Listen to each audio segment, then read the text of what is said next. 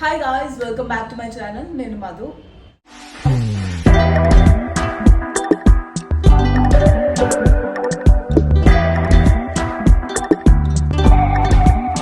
ఈరోజు మనము కాటన్ సారీస్ని ఎలా మెయింటైన్ చేసుకోవాలి, ఇది నిజంగా ఒక చాలామంది సిల్క్ చీరలు ఇవన్నీ కూడా చాలా ఈజీ మెయింటెనెన్స్ అని చెప్పేసి వి చూస్ సిల్క్ శారీస్ చాలా ఈజీగా ఉంటుందండి. బట్ కాటన్ ఎందుకు చూస్ చేసుకోవాలంటే మెయింటెనెన్స్ ఎక్కువ అని చెప్పి ఎవరు కాటన్ శారీస్ని చూస్ చేసుకోరు. బట్ నన్ను అడిగితే కాటన్ చీరలో ఉన్న హుందాతనం ఏ చీరకి రాదు.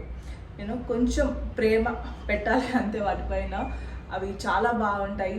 అవి తీసుకొచ్చిన ఆ లగ్జరీ లుక్ కానీ లేకపోతే ఆ హుందాతనం ఏ చీరకి రాదు.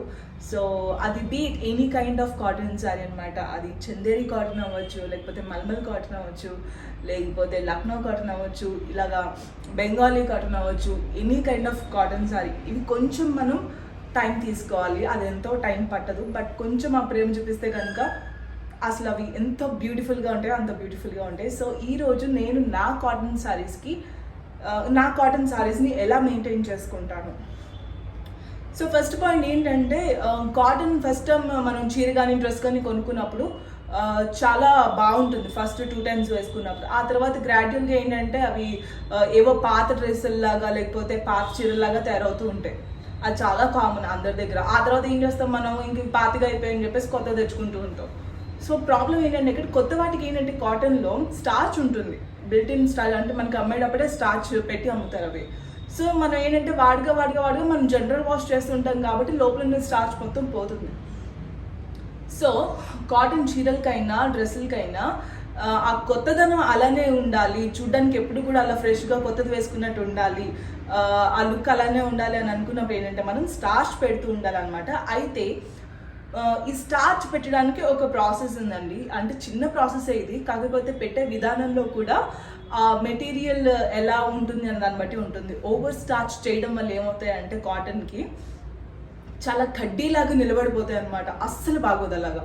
ఎప్పుడు కూడా స్టార్చ్ మినిమల్గా ఉండాలి, అంటే ఉండాలి కానీ ఉండకూడదు, అలా ఉండాలన్నమాట. మినిమల్గా ఉండాలి. సో దట్ అవి ఏంటంటే మరీ స్టిఫ్గా కడ్డీలాగా నుంచోకుండా ఫాలింగ్ ఉంటుంది, స్టిఫ్నెస్ ఉంటుంది, చూడడానికి బాగుంటుంది అనమాట. కొత్త తీసుకుంటే ఎలా ఉంటాయో అలా ఉంటాయి. సో ఈరోజు నేను నా చీరలకి ఒక 3 sareesకి ఈరోజు స్టార్చ్ పెట్టుకుంటున్నానండి. ఇది మంగళగిరి కాటన్ చీర అనమాట. సో చూసారు కదా, మొత్తం ఇలా అయిపోతాయి అనమాట. చూడడానికి ఏంటంటే పాత చీరలాగా అయిపోతాయి.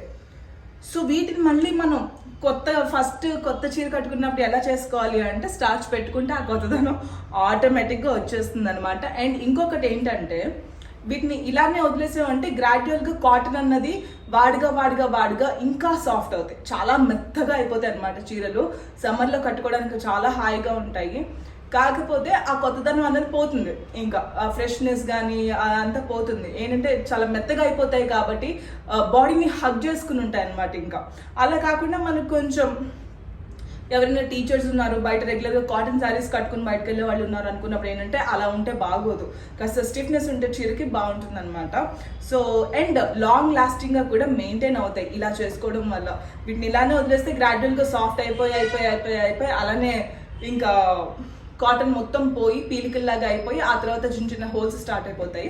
అలా కాకుండా మనకి కాటన్ లాంగ్ లాస్టింగ్ లైఫ్ ఉండాలి అని అనుకుంటే కనుక ఇలా మెయింటైన్ చేసుకుంటే చీరలు చాలా కాలం వస్తాయి అండ్ చెప్పినట్టుగా చాలా బ్యూటిఫుల్గా ఉంటాయి అన్నమాట. సో ఈరోజు నా మంగళగిరి కాటన్ చీర అండ్ లక్నో, దీనికి థ్రెడ్ వర్క్ ఉంటుంది. So Lucknow cotton sorry and 1 more Kalamkari sorry అనమాట. సో వీటన్నిటికీ కూడా నేను ఓవర్ స్టార్చ్ చచ్చినా చేయను, అస్సలు చేయను, నాకు బికాస్ నచ్చదు అలా కడ్డీలాగా నుంచి ఉంటే. సో మినిమల్గా చెప్పినట్టుగా మినిమల్ స్టార్చ్ పెట్టుకుందాం ఈరోజు. అది చూసేద్దాం ఈరోజు ప్రొసీజర్ని, ఓకేనా. ఇంకా వీడియోకి వెళ్ళిపోయే ముందు ఫస్ట్ టైం చూసినట్టయితే కనుక ఈ వీడియోని లైక్ చేయండి, షేర్ చేయండి, నన్ను సబ్స్క్రైబ్ చేసుకోండి. మీ సబ్స్క్రిప్షన్ ద్వారా, లైక్స్ ద్వారా నన్ను సపోర్ట్ చేస్తారని అనుకుంటాను. లైక్ చేయడం వల్ల మన ఛానల్ ఇంకొంచెం రీచ్ అవుతూ ఉంటుంది అనమాట. అండ్ మీకు ఏమనిపించిందో మన ఛానల్ పైన వ్యూస్ ఎలాంటివైనా సరే కమెంట్స్ ద్వారా నాకు తెలియజేస్తే నాకు అర్థమవుతుంది మీరు ఏమనుకుంటున్నారని చెప్పి. సో అదే సంగతి, without any further delay video start చేసేద్దాం.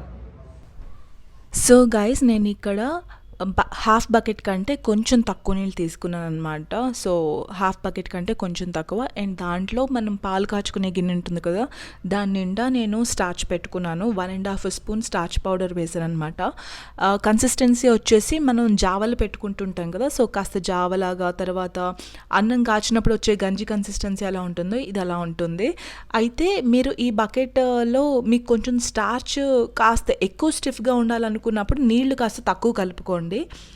లేదు కాస్త లైట్ మినిమల్గా ఉండాలి, లైట్గా వస్తే సరిపోతుంది అన్నప్పుడు నీళ్ళు ఎక్కువ కలుపుకోవాలి. సో మీకు నచ్చిన దాన్ని బట్టి వాటర్ కన్సిస్టెన్సీని మిక్స్ చేసుకోండి. అండ్ అలాగే చీరని డైరెక్ట్ అలాగా పిచ్చి పిచ్చిగా ముంచేయకుండా కాస్త మనం ఇలా కుచ్చుళ్ళు పెట్టుకుంటాం కదా, అలా నీట్గా కుచ్చుళ్ళు పెట్టుకుని దెన్ దాంట్లో యూజువల్గా పాతకాలంలో ఇలాగే చేసేవాళ్ళం, బట్టలు ఉతుక్కునేటప్పుడు సేమ్ అదే ప్రాసెస్ అనమాట. సో నీట్గా ఫోల్డ్ చేసేసి నానబెడతాం కదా బట్టల్ని, అలా నానబెట్టడమే. అండ్ దీనికి మరీ ఎక్కువసేపు ఏవి నానబెట్టాల్సిన అవసరం లేదు. మ్యాక్సిమమ్ ఒక 2 to 3 minutes సరిపోతుంది.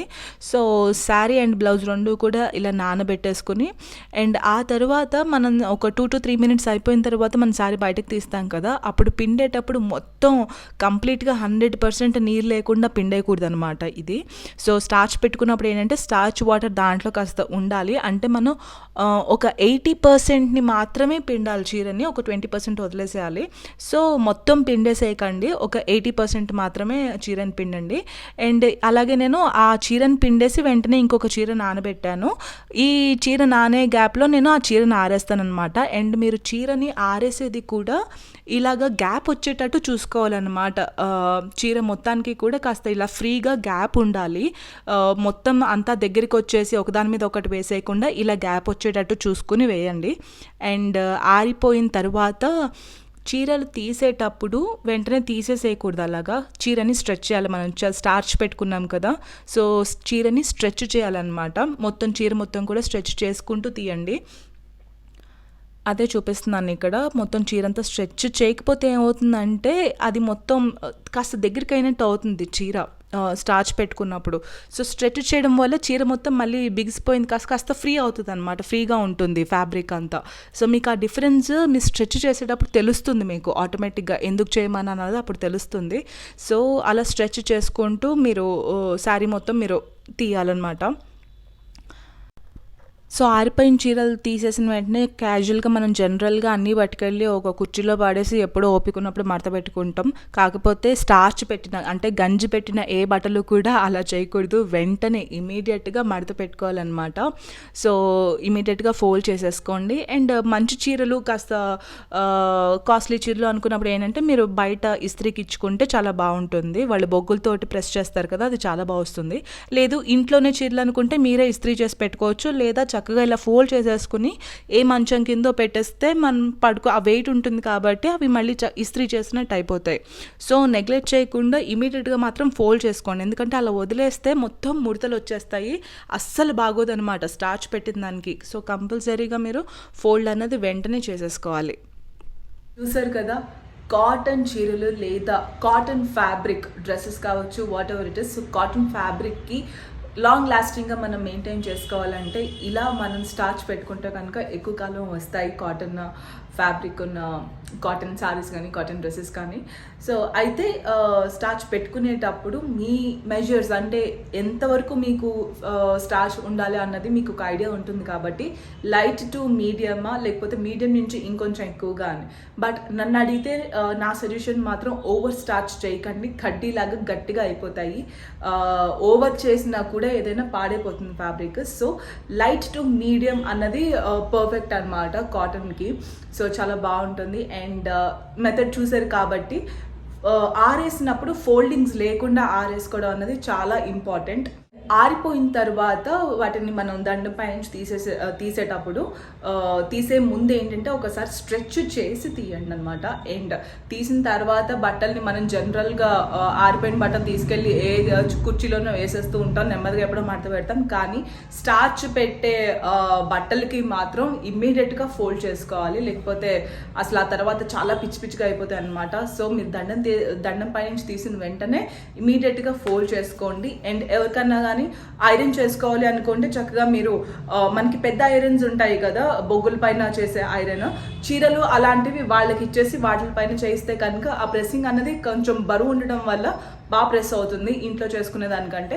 లేదు డైలీ వేర్ శారీస్ అనుకుంటే మీరు ఇంట్లోనే చేసేసుకోవచ్చు. కొంచెం మంచి శారీస్ అనుకున్నప్పుడు వాళ్ళకి ఇస్తే ఏంటంటే మంచి ఐరన్ చేసిస్తారు.